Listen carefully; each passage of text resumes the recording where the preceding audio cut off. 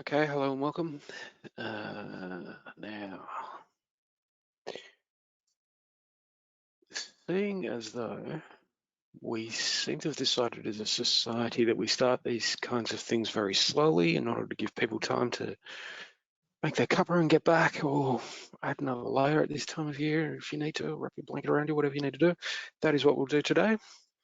And considering we had quite a high number of registrations, and that is currently probably less than a quarter of the registrations, we will start very slowly.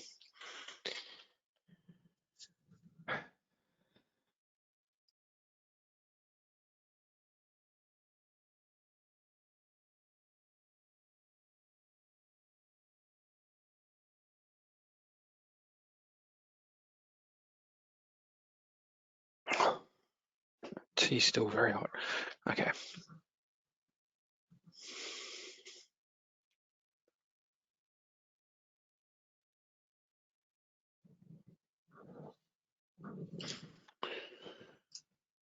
Before we do begin, we'll take this moment to acknowledge the original owners of country throughout Australia and its adjacent islands.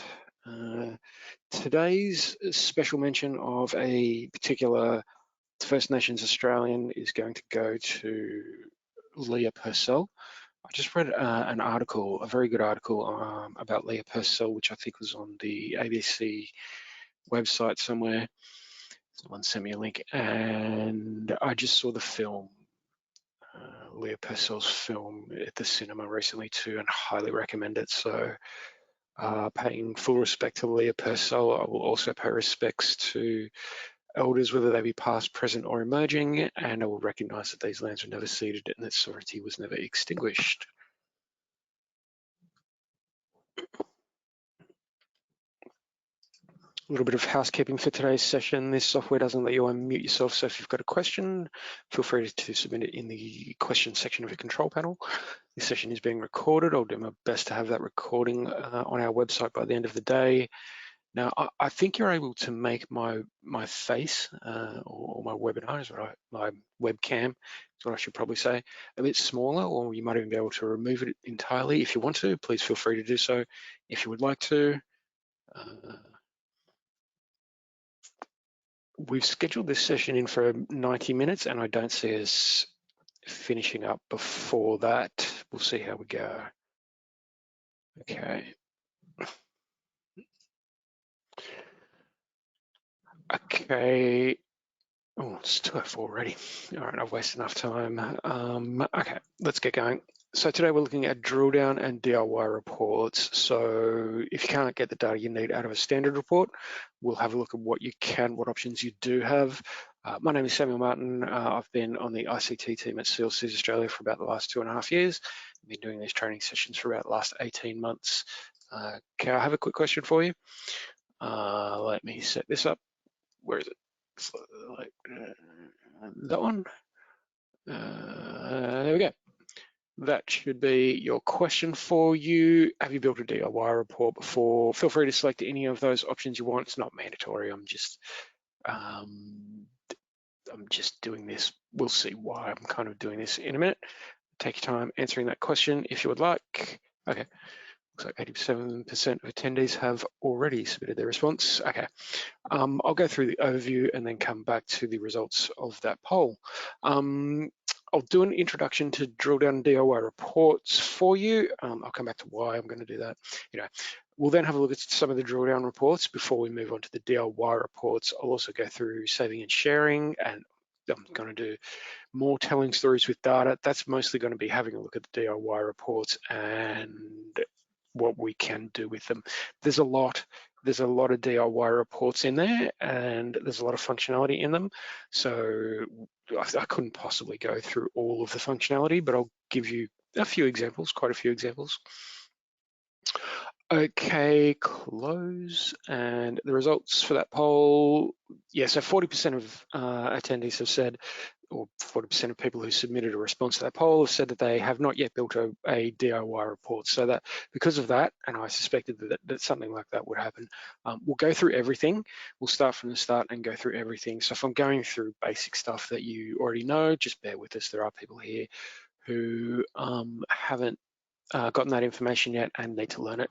Okay, so having said that, I will start with an introduction to drill down and DIY reports. Now, I have been mentioning this, but I'm going to repeat myself. There are differences in the numbers. What that basically means is that if you're trying to, and again, repeating myself, if you're trying to match, if you're trying to recreate a standard report in a DIY report, there can be differences in the numbers because of the way the DIY reports work. I'll show you that in just a moment, a little bit. So I'm going to go through the standard versus drill down versus DIY and show you some of the differences, and then I'll go through the field list and other basics, but I might come back to that. A few notes, which I have done the last couple of weeks in a row, but I'm going to do them again anyway, just in case anyone wasn't with us for either of those sessions. Okay, if you can get the data that you're looking for out of a standard report, do it, because it's just going to save you time. It's going to be much easier and quicker. If you are looking for data in standard reports and you really can't find it, then we do have a few other options, those being the drill down and DIY reports, and we'll look at those and what they can do for us today. If you don't have access to the drill down or DIY reports, I'm going to flick over to class in a moment, and when I do, if you can't see those reports in your list of reports, you can contact your class administrator at your center to get access to those reports. Okay. Now, let me go through standard versus drill down versus DIY. So I'm going to show you a little graphic. This is going to be the graphic of a standard report. Okay, now here's our report. This is for standard reports. Here's our report. It's a bucket. Okay, so what we do is we give it a date range and some funding categories. We put those in and we get data out. That's how the standard reports work. Now for the drill down reports, which we will be looking at today, we're not looking at standard reports. If anyone wants to know about the standard reports, we did those last week, and there's a video on the CLC's Australia website. Just let me know and I'll send you the link. For the drill down reports, this is how they work. So it's much the same. You basically give it the same things and it gives you your data. Now, what you can then do is edit the display of that data. You can't really change the data like you can with a DIY report. What you can do is change the data around, change the order it displays in. You can put some data in, take some out, but you're not really changing what the data actually is. Now, for a drill down report, you have to give it everything, absolutely everything, before you get your data out. So we've had some people come to us and say, we've made two reports, a standard report and a DIY report, and the numbers are different. We need you to tell us what's the correct data. Now, it's all correct data. Class will never give you any incorrect data. It's not set up to do it that way. It's a machine, it runs on programming. It just gives you the data. That's how it works. If the numbers match, that's because you probably haven't matched your DIY report that you've set up the exact same way as the standard report is set up. Okay, now, the drawdown reports, I will show you a few of these. I don't want to spend too much time on them today, but I will go through a few of them for you, and then we'll get onto the DIY reports. Now, this is a reminder for me, set back to default. I'll show you that. I also want to show you the field list and other basics. So let's go over to class and we'll have a look at the one at the top there, the N03.1. Okay, so here's class. I'm going to go to reports and accountability. Obviously, I got that backwards, never mind that.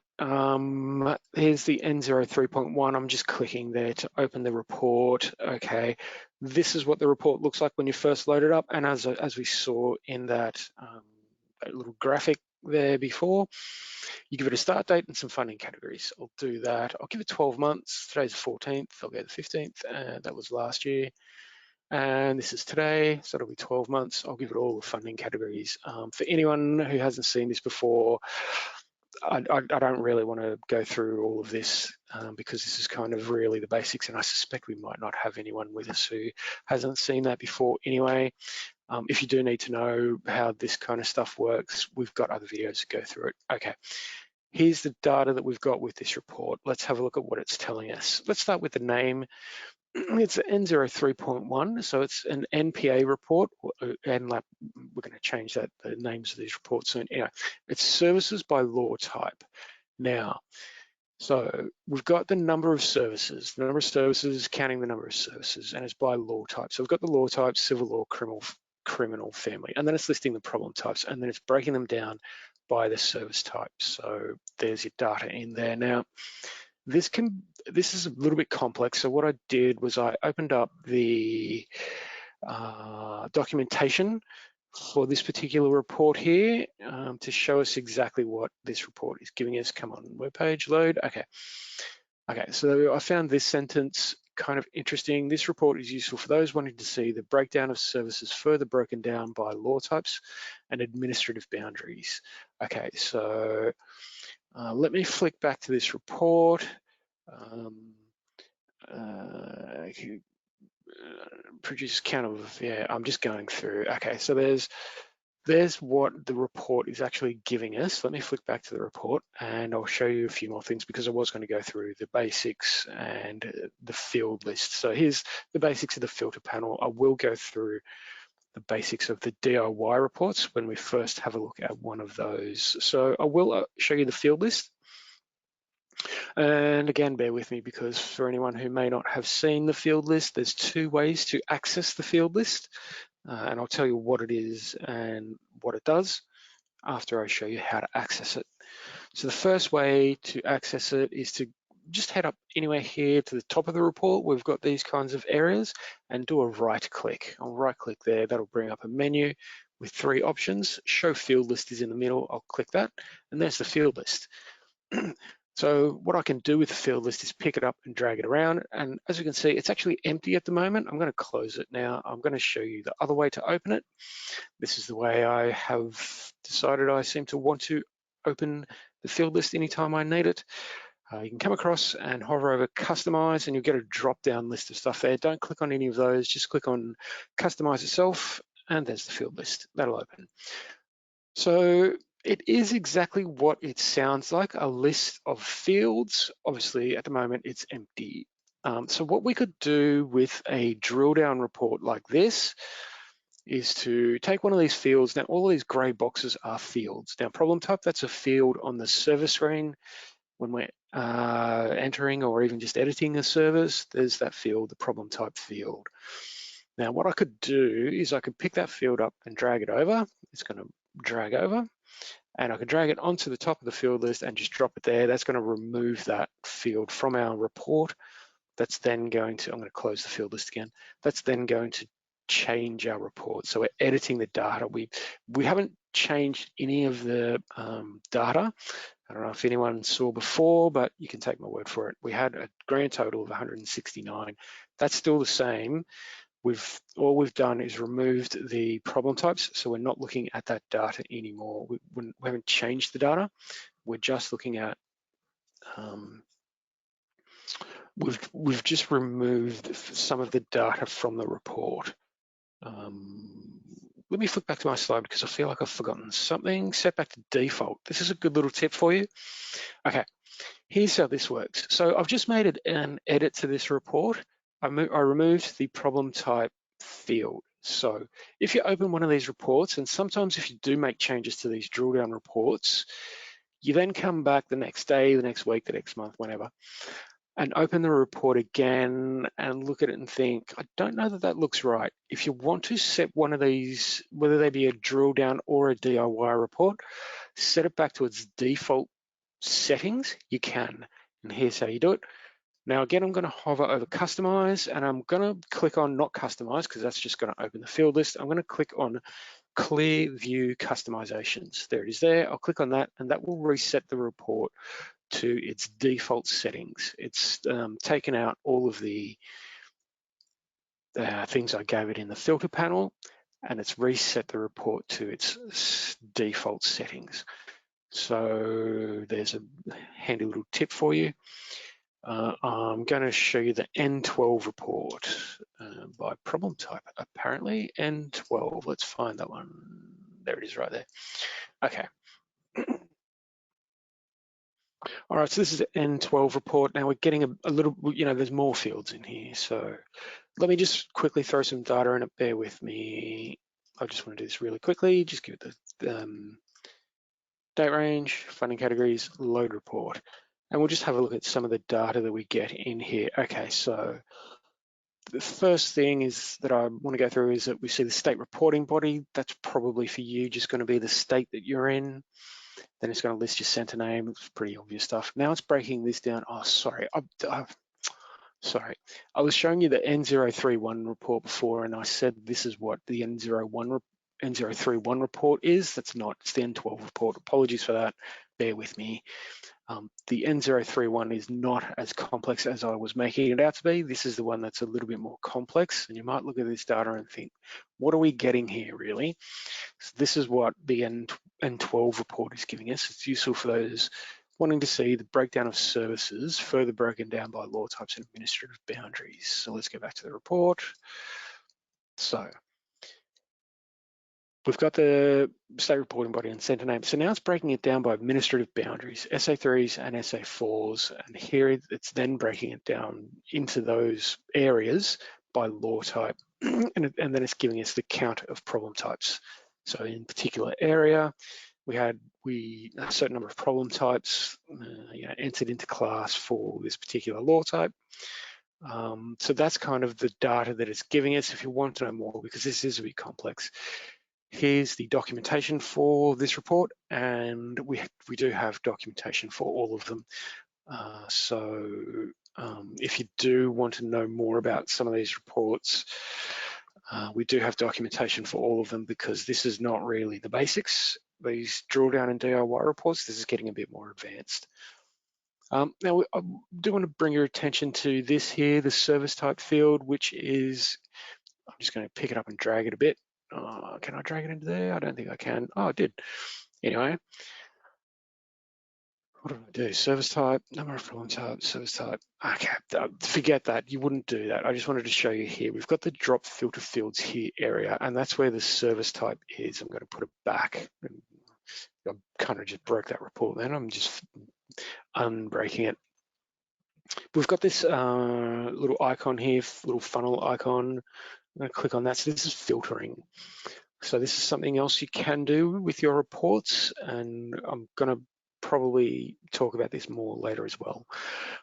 So maybe you want to set up this report and you want to have a look at your number of problem types by law type, but you're not interested in things like information services, referrals, triages. You don't want any of those. You could just deselect those and click OK. So it's going to change our stats. We've got 130 in grand total. It's now down to 55 because we removed the IRT services. So there's filtering. You can filter any of these, most of them. I'm going to click this one just to show you there's not going to be any options in there. Pretty obviously. You could filter one of these fields if you wanted to remove particular geographical areas. You could do that if you wanted to. Let me open the field list and show you what happens when I do that, because with the N03.1 report, there was nothing in there, but when I open it now, there will be. So there's a whole bunch of different stuff in here. CED name is Commonwealth Electoral Division. I don't even know what a lot of these are. If you do, great. If you want to, I can figure it out and let you know. LGA, local government area. You can add your office locations and outreaches if you wanted to. The problem type you could put in. You could do a whole bunch of stuff here. I'll give you one demonstration. Let's say you want to do office location. So I might pick that up and drag it across, and we can see now that those two arrows have appeared. 1 point's up, 1 point's down. When that happens, you can let go. And that will drop the field where you want it. I'm going to come back to grouping and ordering and stuff like that later. So now what I could do with this field is filter it and say I only want data for this particular office location because this is the office I work in, and I'm not interested in data for the other offices. So you could do that if you wanted to. That's just one pretty tiny demonstration of what you can do with a drill down report. I've got one more to demonstrate for you. It's the PT01. This is a bit less complex, a bit more enjoyable. I think this is a bit more of an enjoyable report. I kind of like this one, so I'm going to show it to you. Now, another thing I'm going to do is show you the format column here. We've got our list of reports, and we've got the standard reports in there. We're not looking at standard reports today, so I'm going to filter that column to give me just the drill down reports, removing the standard reports. That looks better. And there's PT01 right at the top. We'll open that to have a look at it. I'm going to throw some data in and then I'll explain it. It's not a complex report, this one. It's a good one. If you want to use it, feel free to. It could be of interest. You may need to report this data to someone. Anyway, so it's giving us the number of problem. It's giving our list of the top 20 problem types that we have entered onto services for this particular date range, for these particular funding categories. Here they are. Let's break it down by the number and it'll give us our proportion. We could open the field list and remove the proportion if we wanted to, pick it up, drag it, drop it there. I'll just leave it for now. And so this is our data. Obviously, this is all dummy data. We're in the CLC's Australia instance of class, and this is all dummy data. We don't really have any clients, any actual clients. Okay. Our instance of class is set to add tenancy, this particular problem type, as the default problem type, which is why it's 80% of our services, and then obviously that gets changed occasionally. There's the PT01 report for you. It's a nice little report. Yeah, definitely go and have a look at it if you would like to. Okay, that's nearly half an hour. I think I'm going to move on. I'm not seeing any questions, so I might move past the drawdown reports. Okay, let's look at the DIY reports. I'll go through all of this. I'm not even going to read it out. There's a ton of stuff here. Let's just start with the naming conventions. I'll flick back to class and flick back to the list of reports. Okay, so I don't really need the DIYs anymore, so the drawdowns. I'm looking at the DIYs, so I'm going to remove the drill down reports from that list. And here's our list of DIY reports. Okay, so naming convention. There is a naming convention for the DIY reports. They all start with DIY. That's the first part of the naming convention that you need to know. The next part is that there'll be words, a couple of words, few words that describe what the report is or what you can get inside this report. I'll start with this one at the top. It's called client additional details. So these are the fields that you can get data from in this report. So we've got client. So on the client screen, all the fields that are available in the client screen are available in this report. And all of the fields that are available in the additional details screen are also available in this report. So that's the naming convention. We've got ones for documents, DIY. So all of the fields on the project screen, they'll all appear in this report, and documents. You can get your documents that are uploaded or attached to projects. You can get those in that report. There's a couple of other interesting ones, but I'm not seeing them right now. Anyway, that's the naming convention. It's not super complex. Let me flick back. Additional reporting dates. Okay. Let me open one of these reports. This is the number one DIY report that is used across the sector. It's probably used 90% of the time. The vast majority of times when I'm using DIY reports, I just almost instinctively now just jump straight to this report. It's the DIY service client, and it's used a lot. I'll click to open that one now. And now I'm going to go through some of the basics because this changes, and I'm just going to flip back to my slide just as a reminder for myself. Additional reporting dates, additional fields, custom fields and show dates, and then I'll come back. Okay, so this is kind of the basics. We've seen the field list. Here are more of the basics. So we've got another filter panel, but it's slightly different. So we've got our date range there, but we've got a rolling date range. So we can select that instead of entering a date range manually. And there's a bunch of options in here. We can select last 12 months to date. We could do just this financial year, previous X number of calendar months before this month. We could do that one if we wanted to. We need to get them for the previous 3 months. We could do that, but not this month. The 3 months before this month, we could do that. There's a whole bunch of different options in the rolling date range. Let me set this back to last 12 months to date just to remove that extra field. Additional reporting dates, this also gets complex. So I did open another page on our documentation. I'll flick over to that now. And they always take forever to open. I already had this opened and it's still going to take anyway. Okay, so this is on the class documentation. I'm guessing most of you know it. We're in reporting and accountability, DIY reports, getting started with DIYs. How to design a DIY, the filter panel, you could drop into those if you wanted to. I'm going to show you, what was I going to show you? Where to place the fields. You can have a look at that if you want. Adding fields, additional reporting dates is what I wanted to show you. So here it is. The reporting date in the standard reports is completed service date.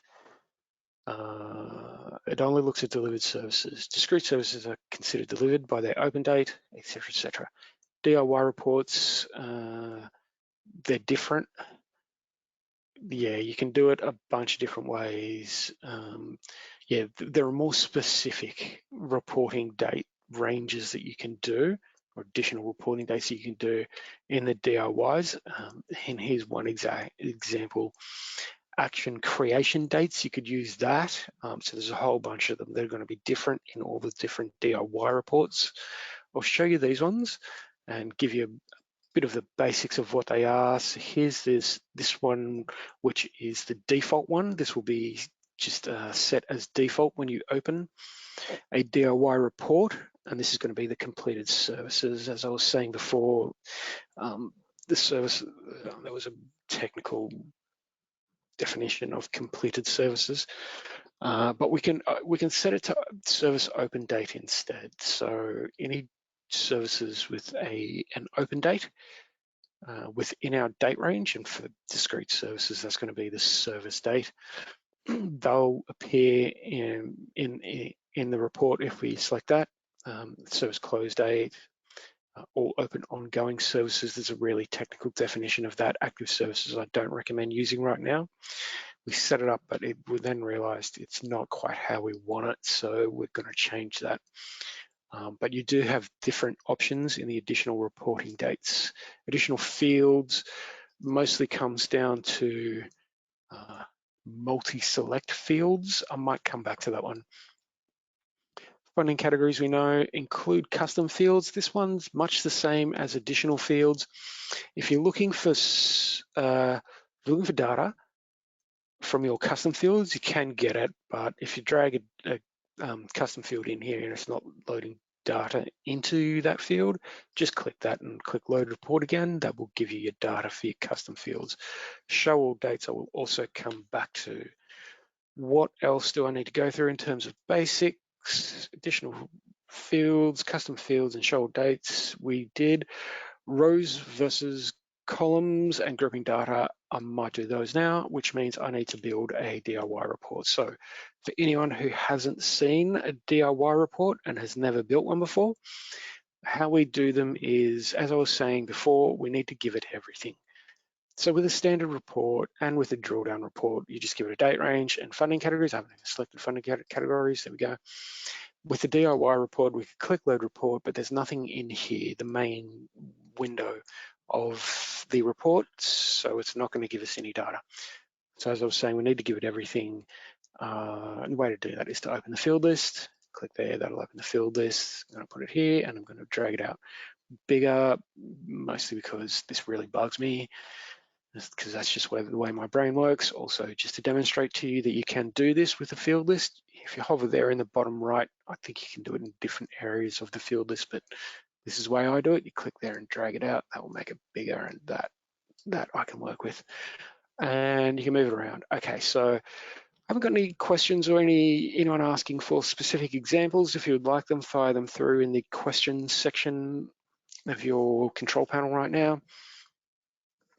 I think I remember someone last week or the week before asking something about referrals.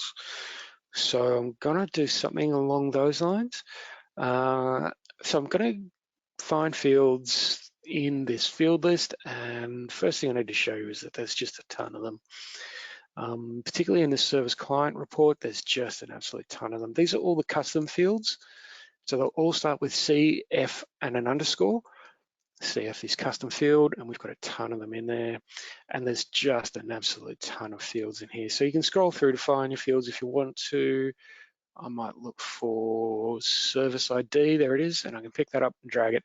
Now I'm going to drop that in drop row fields here. As soon as I see those arrows appear, I can let go and that will drop that in there. I'll come back to where to place things a little bit later and go through that a bit more. In terms of finding fields, if it gets really boring just scrolling through, and it does, it does for me, then what you can do is use the find feature on your web browser, command find or control find, depending on what system you're using. Ignore U-Thor, I don't know why that's in there.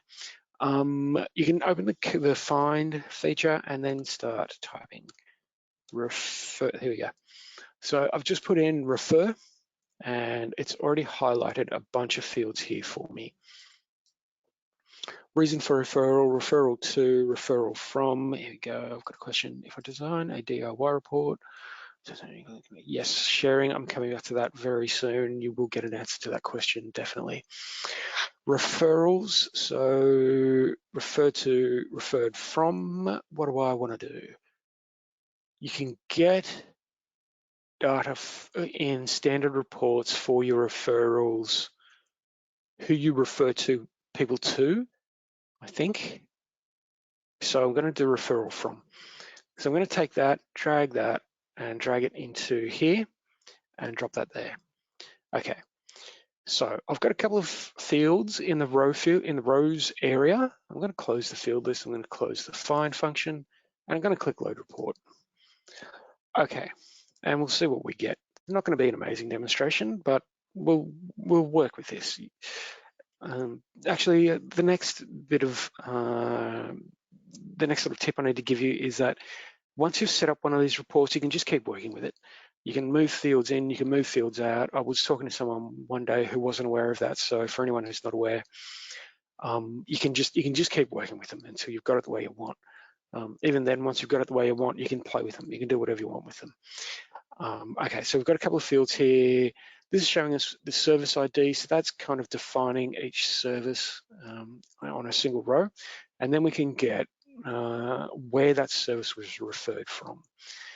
Obviously, we can see already that a lot of these services haven't got that field filled in, which is fine. I can then filter that field, the referral from field, to remove the blanks. Show blanks, I'm going to untick that and then click OK. And there's a list of services within the last 12 months to date that are completed services and where they were referred to us from.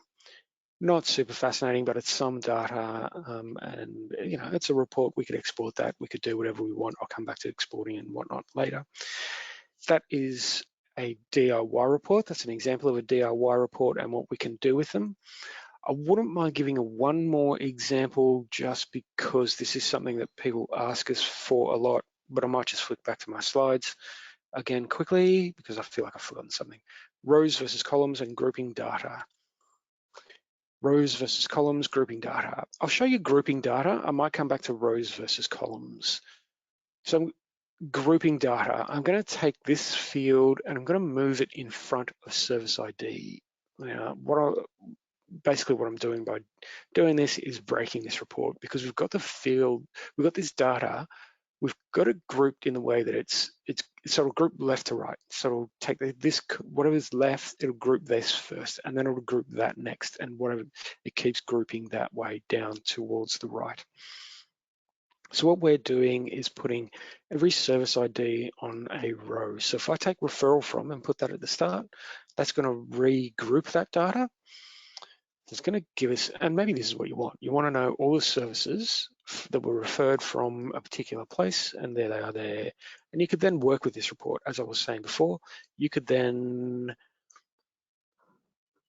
open the field list and put in names. Oh, this will be a good example, actually. I'm glad I just mentioned that.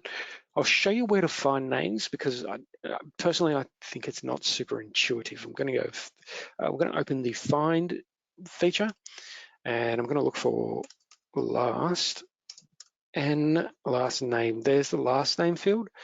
That's where you'll find that. I'll drag that in, drop it there.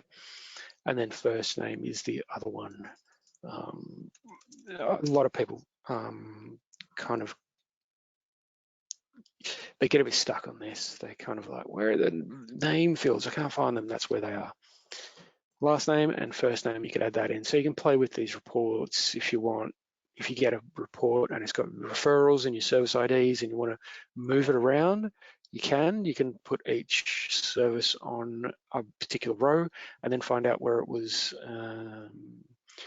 referred from. Then you can have the client names in there. You can add demographic data. You can play with them, work with them, do whatever you want with them. So that's grouping. I don't really have anything here that would make a great demonstration of rows versus fields. So what I might do is I might edit this report really quickly. Bear with me, it won't take too long. What can I do? I was going to show you something else. That's not going to work either.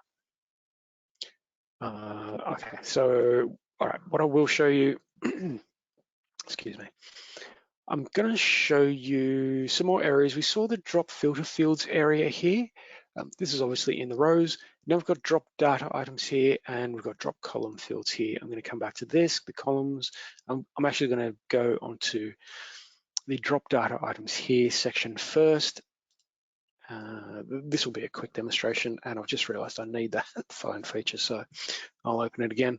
So I'm going to go find no of, and there's our two items that can go into the drop data items here section for this report. It will be slightly different for all reports, but there's not a ton of options, not a ton of things that can go into the drop data items here.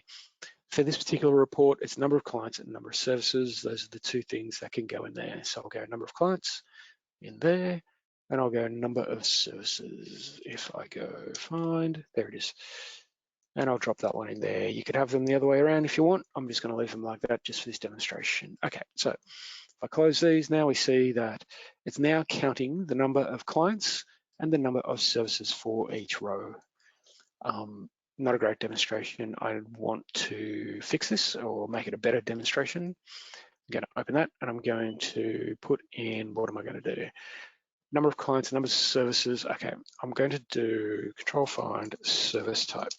And I'm going to drop that in there and I'm probably going to remove the service ID. No, I won't. I'll leave it in for now.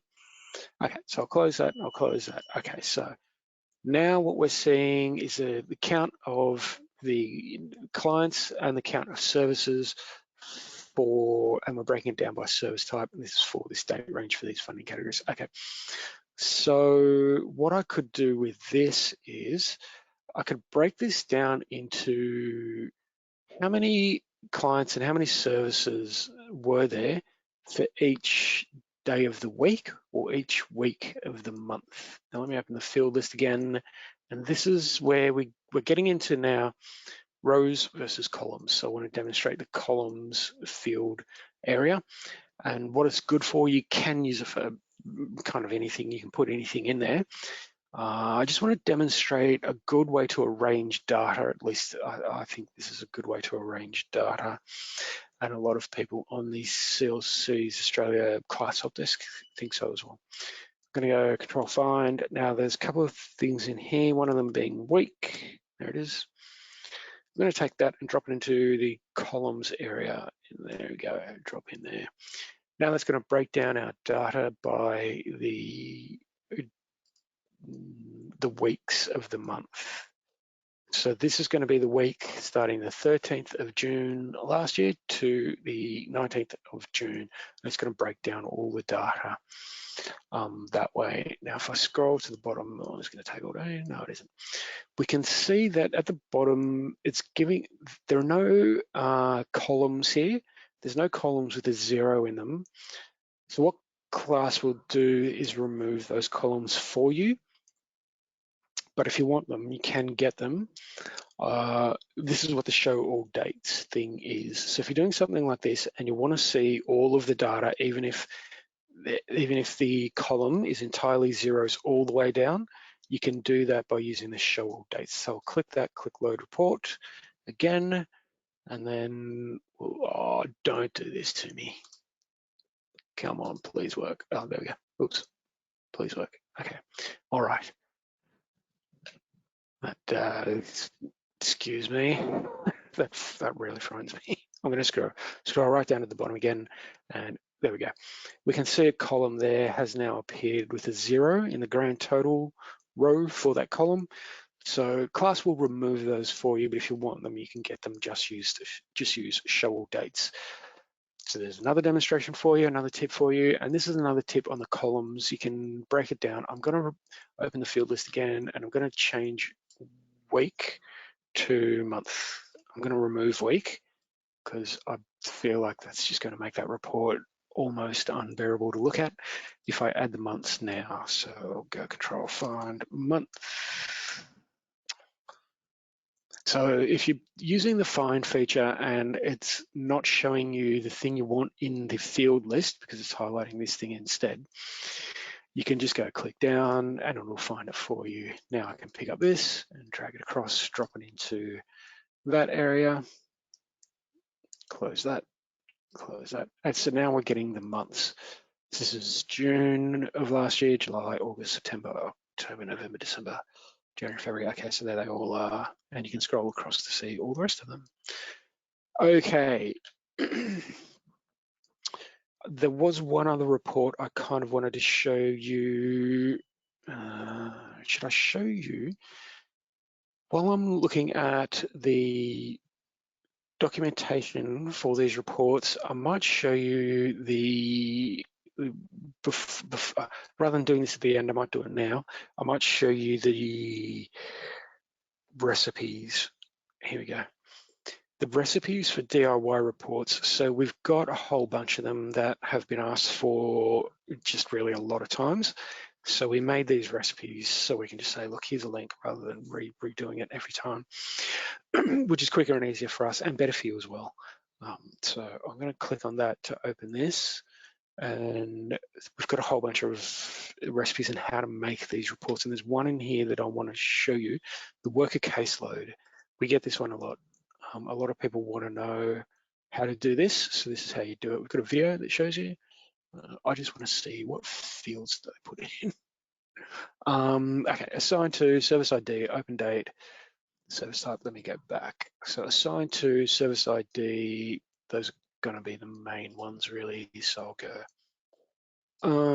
month we don't want, service ID I'll leave, service type I'll just leave it. I don't think we're going to want the number of client, number of services. All right, I'll leave that in. Number of clients can go. So this is going to show us the number of services that have been assigned to a particular individual that works at our center. I'll take assign to and drop it in there. So here's a demonstration of another DIY report you could do. I'm just going to, excuse me, bear with me while I remove service type. I don't really care about that one for this report. Okay, so this one is assigned to, so a lot of these are going to be blanks, I'm guessing. Let me try, yep. So let me try and filter this field, this assigned to field. There's nothing, no one to, anyway, just imagine, you'll have to use your imagination. There'll be a list of all the different people who have services assigned to them for this particular date range, those funding categories there. There will be a list in there. I don't have one to demonstrate to you, which isn't awesome, but that's just how it is. You can then select an individual or multiple individuals if you want, and then just list the service IDs listed against them. And well, number of services is obviously going to be one. I'll show you one other thing. We've got another piece of functionality we've got here, which is ordering. So in these fields, we've got a couple of icons or a couple of buttons here. We've seen the filtering one. We've got ordering. It's pretty self-explanatory, really. It's an arrow icon, and we can order them in descending order, or click it again to order them in ascending order if you would like to. Okay, I have a question here. Sometimes I design a DIY and there are no values in the report. Thank you very much for bringing that to me. Yep, you did. So I've got this question here, and someone's saying they can't think of an example of this issue. Yes, but that has just reminded me that there is a piece of functionality in these reports that I haven't demonstrated. So I will do that now. I'm going to reopen the field list. There it is. I'm going to go find problem type. Problem type, map type. I don't want that. I just want the problem types. I'm not even really going to bother explaining problem type map types. That's not what we're here for, and I'm sure you know what it is anyway. Okay, so I've got problem types in, so I want to see the problem types listed against the services. As you can see, everything's blank. Where's our data? Obviously, these services have to have a problem type. They can't not have one. I'm going to click load report, see if that fixes it. It's not going to fix it. I know it's not, because I'm demonstrating why this doesn't work. Anyway, so this comes back to additional fields, which I did say I was going to explain. I'm going to do that right now. And thank you for this question, and thank you for reminding me that I needed to explain this. So problem type is a multi-select field. So you can select a whole bunch of problem types, half a dozen. You can select 99 problem types on a service if you wanted to. Now, what we did is we made these DIY reports so that they won't give you any data. They specifically won't give you data for multi-select fields unless you tell them to do so. The reason we did that is we noticed that they're pretty slow, these DIY reports, because they're often querying a lot of data, just really a lot. So we made these DIY reports not give you the data for multi-select fields like problem type, etc., unless you tell them to do so, and the reports run a bit faster that way. So if you are looking for data, or if you're just working with a DIY report and you notice this, there's no data in this column, what's going on, where's the data for this field? It might be a multi-select field. Come to additional fields, open that drop-down menu, they're all in there, all the multi-select fields this is the client screen and the services screen, they're all in there. There's problem type, I'll select that now. I've just remembered someone came to us maybe last year, I think it was, and they said, I've got all the fields selected in, additional fields, and it's still not loading the data. So I did a quick test. I came in and went select all, load report, and it didn't load the data in there. So don't do that. If you're looking for data, just select only the fields you need. And then click load report, and that'll load the data in. I don't know why it does that, but quick and easy fix for that one is just to just not use select all inside the additional fields feature of DIY reports. Okay. Don't ask me how a service can not have a service ID or a problem type. I don't know. I think that might have to do with importing data into the system, possibly from Celsius. Anyway, never mind that. Okay. All right, so there's a couple of examples of DIY reports and what you can do with them. Pretty brief, but I'm going to do a couple more pretty shortly. I want to go through a couple more bits of functionality before I give you a couple more examples of reports and what you can do with them. I think we've gone through all of this. Rows versus columns, yes. Scrimmage data, yes. Okay, great, let's move on. Saving and sharing, so this is going to answer the question that came in earlier. Can you say, can I share it with others or save in a way that makes it accessible to the other person in my CLC with admin access? Yes, you can. So you can set up a custom report and then you can let others use them. And you've got a whole bunch of options with doing that. So I've got saved reports in here, but what I'm going to do is show you how to save one. It's pretty, and this is not a complex concept. You click Save As, and I'm going to tell you, you should probably rename it and give it a better name than this, because it'll just give it whatever the report is, DIY service client, and then say copy. I think you want something better than that. I'm going to say Samuel's report for whatever. I recommend giving them a descriptive name. However that works for you, do it. If you're coming into the list of reports and you see DIY service client copy, that's not telling anyone anything about what it is, so I recommend giving them a good name and a description. If you want to, I mean, descriptions are kind of optional. Save changes. If you tick this button, the changes in filtering will be saved. So say you're doing this report and you've got the assigned to field in there and you've got it set to yourself.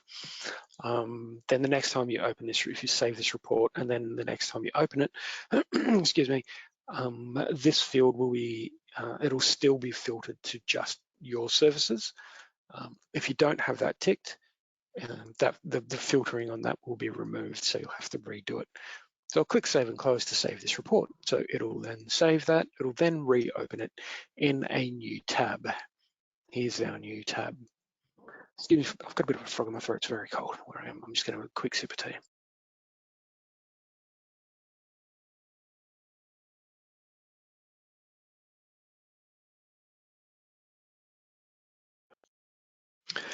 Okay, so our report has opened. We can see the name up here. So this is a different report. This is the one we saved. And it's got everything that we had in there. It's opened it into this report because this is the report we saved. It's even got show dates ticked. Anyway, so now we've saved a report. Can you then give it to others to use? Yes, can. And you've got a whole bunch of options here. So I'll click on this button here, sharing. I don't know what edit or save as. I suppose you could rename the report. If someone gives you a report and you want to save a copy for yourself, you can click save as and then rename it to whatever your name is or whatever. I'll click sharing and I'll show you what options you've got here. Okay, so you've saved the report and you want to give it to other people in your center. And the question specifically was the other person, singular, in my CLC with admin access. Yes. Okay, so let's have a look at how you do that. So this is kind of a bit confusing. It's not very easy on the eye, this sharing screen, but it's broken down into two sections, left and right, roles and users. If you've got one other person in your center, you could find that person. And then you could say, I want to give it to this person, and you've got then options about what they can then do with this report. None, obviously they're not going to have any access. That's just the default setting. You could give it to them locked so they can see the data. You give it to them locked, but they can edit the filters. So they could then, for example, edit the assigned to field. They could change the filter from your name to their name so they can see the data for them, or they could then see all the services for themselves. You can give it to them unlocked so that they can save a copy for themselves or for someone else or whatever. You can give it to them with full control. That's called unlocked editable. The question was the other person with admin access. You can do that as well. You can do roles, and this could be the better way to do it, because then if that person resigns and moves on to a different job, we're happy for them, and someone else comes in to fill that role and gets admin access to class, then they'll have access to this report as well. So you could find whatever role, class, admin advanced, general stuff if you wanted to. The add-ons, I don't know why you would do that, but you could if you wanted to. Whatever role you want to give access to, you can do it, and you've got the same options, so you can give it to them with full control or just so they can save themselves a new copy, whatever access to the report you want to give them, that's how you do it. Click Save and Close, and that will then share that report with those people. I'm just going to close out of this, and I hope that answers those questions. Let me know if they don't. Okay, I'm going to flick back to my slides because I can't remember where we're up to. Saving and sharing. So custom reports, letting others use them. That's pretty much it. That was what we were discussing. I'm going to move on. because I think I have covered that. Next up is telling stories with data. Essentially, I'm just going to show you other reports and what we can do with them. I've got one example here, a client's journey using actions. Let me flick back to class and I'm going to open a different DIY report. So I'll flick back to the list of reports and I will open this DIY service actions. Let me open that report. I'm going to close a couple of these just because. And I'm going to flick in 12 months to date. I'm going to go all the funding categories. I'm going to leave everything else default. Then I'm going to open the field list. Yes. Okay. Here's our field list. That looks fine. I'll work with that. Okay. Bear with me while I throw some stuff in. I've got a demonstration set up for you here. I need service type. I'm going to throw that in there. I'm going to find client ID, ID goes in there. I'm just putting them all in the rows, one after the other, left to right. Next one is service ID. Action service ID, that's not the one I want. That's the one I want. Service ID goes in there, and last one. Now, last one is action notes. I'll go action, and there's a ton of them, 18, yeah. So there's a whole bunch of different action fields in this report, which probably isn't that surprising considering it's the DIY service actions report. I want action notes. Okay, and I'm going to throw that in there. I'll close that, and I'll hit load report. Load data in there. All right, a couple more things, bits we've kind of already seen. I am going to, well, that does not look nice. Anyway, I'm going to filter the service type. I'm going to click show all. I'm going to untick that checkbox next to that. That's going to deselect everything. Now I'm going to tick just legal advice and click OK. Now, again, don't ask me how any clients can come in with no client ID. I think it's maybe how you can have a blank client ID. I don't know. But there are. I think it might be because of data that was imported from Celsius. Anyway, so now I'm seeing legal advices, and here's this client, C509, and here's a service for the client, and I've got the action notes. So we could have a look at this and see what this is telling us. This is a demonstration I set up for you. So what I did is I put in the dates when these actions happened in reverse order. So that will list them in the order of the date. So on this date, we set up an appointment for the client for Friday at 2 p.m. Then on this date, we gave the client advice and we entered into, an action to say this was the advice we gave to the client was blah, blah, blah. And then on this date, the client called to say, and then a couple of days later, we entered in the outcome of the court attendance. So that might be what the client called to say was what has actually happened. And now we've set up another action that this is to be reviewed. So that that could be, that's a client's journey that we're seeing using actions. And that's another example of a DIY report for you. We've just hit 60 minutes and I think I'm about out of examples for you. If anyone's got something they want to see, please let me know because I'll do it for you now. We've had a question come in saying, are blank client IDs for infos and referrals? I'm not entirely sure about that, but I don't think so. I think they still get a client ID, even if it deletes all of the referential data for the client, for things, it deletes things like their names and whatnot. I'm not 100% sure about this, but I think it still gives them a client ID anyway. I don't think it does delete the client ID, but again, not 100% sure about that. Okay, so what else have I got for you? Thanks, you're welcome. That's about it, all right. Go back. There we go. All right. Someone give me an example of a report you would like, and I will make it. I don't have much else for you. Maybe I can hand you back half an hour of your day. That could be good. This was quicker than I expected.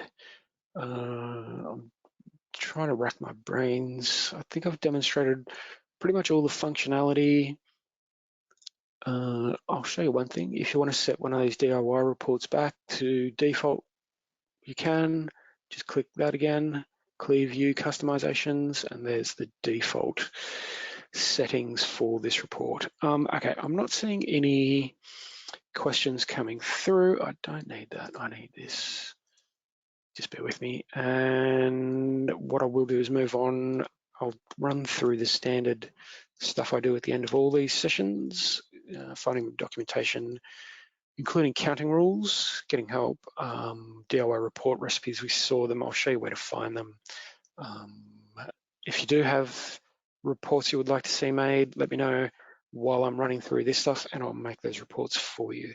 Okay, finding documentation. So the documentation for DIY reports is in the class documentation. It's in, so here's this menu on the right of the screen, reporting and accountability DIY reports. So the documentation goes through sharing and permissions, which we saw today, template reports list. I've opened it. Okay, so these are the reports, the list of which reports we've got. I'm not sure that that's entirely, I'm not sure it's the full list, but it might be. Reports list, they are all there. And then we've got getting started with DIYs. The recipes, that's where to find the recipes, additional fields. That was what I was explaining before. The thing about multi-select fields, we've got documentation on that. I'll click on getting started with DIYs. So there's all the information here, where to place the fields. There's a bit of information in there. Yeah, so just further breaking down the results. So, you know, you've got number of clients, client ID and first name, and then you want to break it down by the age ranges. You could do that, age group it is. It's easy to say. At time of service, you could do something like that. That could be quite handy. Adding fields. So here's all the documentation for DIY reports. This is getting started with them. There's a lot of documentation in here, I've just realized. I really don't think it's worth any of our time to have me go through all of that right now. Let me pull back. What was I going to do? Final documentation, including counting rules. Okay. So what I've been saying over the last couple of weeks is that the DIY reports don't have any counting rules, whereas the standard reports do. So I have gone through this the last couple of weeks, but I'll do it again today because I think this is kind of important. So finding counting rules for DIY reports, essentially they don't have them, but if you're trying to recreate a standard report in a DIY report and then just make it a little bit different, you can do that. By all means, go ahead and do it, but you will need to take into account the counting rules that do exist that are built into the standard reports. So I've opened the standard reports, I'll click on client reports and I'll go to the C01, might do, anyway. First report in that list, and then here are all the counting rules down here. So total clients, this is how it counts clients, and so this is kind of where the service type comes into it. And again, I hope I am repeating myself, and I've been going over this a lot, but this is if you want to know where the counting rules are, this is where you find them. This is the counting rule for this particular report. This is the one in regards to service type. So if you're copying this report, you will need to enter this service type field and then filter it to match this counting rule.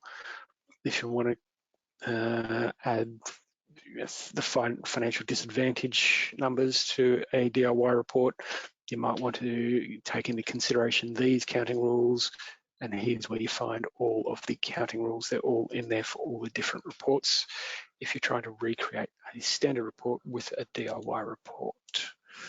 DIY report recipes. Okay, if you are trying to work with reports, whether they be standard, DIY, drill down, whatever they are, and you've been looking in the documentation, can't find what you're looking for, or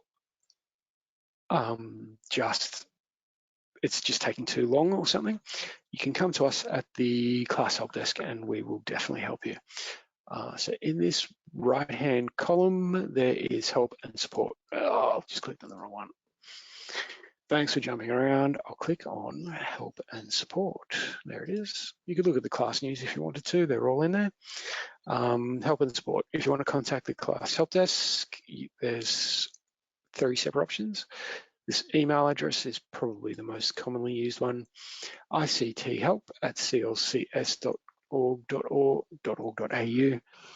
There's the email address, send an email there and you'll get a response from the class help desk. We've also got the class portal. I'm going to open that in a new window. You can use it to keep track of all your inquiries rather than diving through email threads, which we all love doing. Let me show you the class portal. This is basically what it looks like. You will need to create an account here. I believe you need to have emailed us at icthelp@clcs.org.au at least once to be able to create an account. Once you do have an account here, you can click here to see all of your requests in one place. I would show you that, but I don't have any requests myself. If you want to set up a new one, it's default set to class because it is the class help desk, but we do assist with a couple of other bits of technology as well. LexisNexis, you can have access to that. We can get you access to it.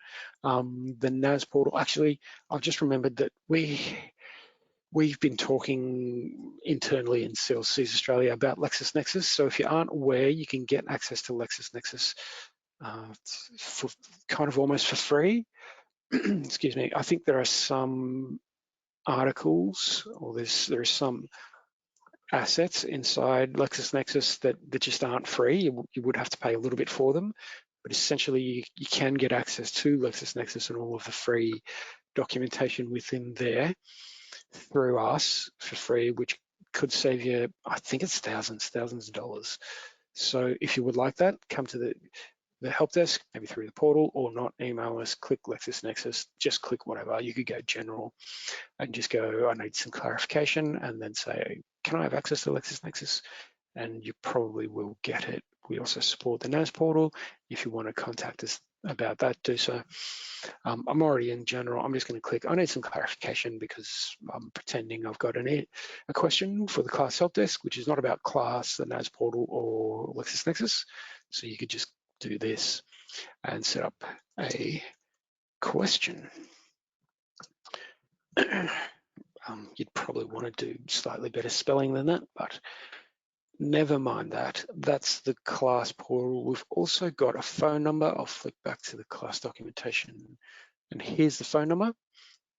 If your phone is there, you might get an answer. If you don't, because most of us are working from home, so phones are a bit different than what they used to be before COVID. Anyway, if you don't get an answer, do leave us a voicemail. We do listen to them all, and if you leave your name and number, we will reply to you. Okay, that's the help desk. That's getting help. That's finding documentation. I think I'm just about done. I might be able to hand you back about 20 minutes of your day. I've done all of that. I think I'm just about done. All right. Yes. Thank you. You're welcome. Okay, great. Then let's say thank you. I hope this does help. Again, that's not really the entry level stuff. This is the more advanced stuff. So I do hope that helps you get data out of class. I was going to say, if you're trying to get data out of class so that you can then import it into another CMS like ActionStep, etc., you could, but it's very difficult. Which is why I didn't go through it. You can't just use DIY reports. You need to then export multiple reports, get it all into Excel, and then it does really get very tricky and fiddly. So I haven't gone through that today because it is not simple. But I do hope this helps you work with class better. Suggestions are welcome. If you've got suggestions for training that you would like, suggestions on this particular training session, things you think would add to this particular training session better for the next time we run it, let us know. Send us an email to the help desk or just contact us however you would like. Okay. It's just gone 3:10, so I'm going to end this session about 20 minutes early. I'll say thanks again for being part of this session, and bye for now from CLCs Australia.